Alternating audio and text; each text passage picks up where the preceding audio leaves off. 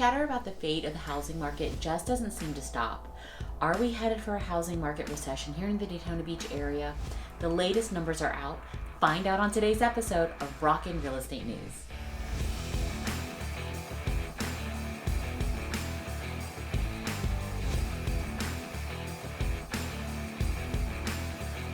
Welcome to Rockin' Real Estate News. I'm Alice Cooper and I look forward to answering what's rockin' in Daytona Beach real estate.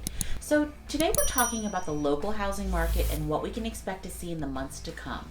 The buzz continues over the last couple of years and that we're heading for a housing crash, but that's not likely to happen. Let's take a look at some of the reasons why.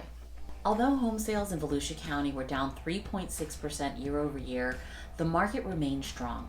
The average sales price rose 3% to $463,000, and a third of homes had multiple offers. So what do these numbers mean? It means that inventory still remains at a historic low, and there are simply too many buyers and too few homes. Even with the elevated mortgage rates, prices continue to rise as buyers compete for the limited properties that are available.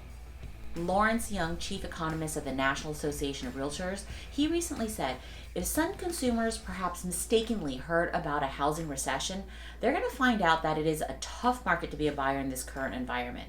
There's simply not enough homes for sale, and the market can easily absorb a doubling of inventory. The most recent data from June shows that the single-family inventory was at its lowest since 1982. Now, one reason for the limited supply of homes is the fact that more than 85% of the current mortgage holders took advantage of the historically low rates and are currently locked into a sub 5% interest rate. Now, today's rates are hovering between 6 and 7, so people are reluctant to sell their homes and buy another home with today's higher interest. Even if a homeowner wanted to make like a lateral move, they'd end up paying over $1,000 a month in just more interest. Now, that's a lot. On a positive note, new home construction is ramping up nationwide.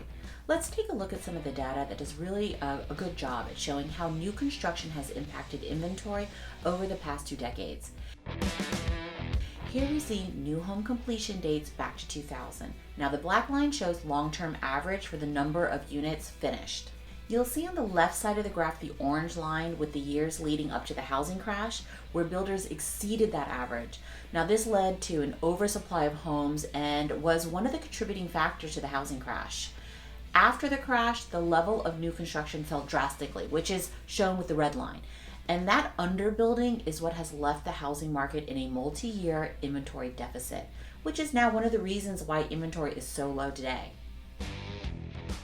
But the good news is that according to the latest data from the census, new builds are picking up and are close to the long-term average, which means we'll start seeing some relief in the inventory in the upcoming years. So until next time, rock on, rock stars.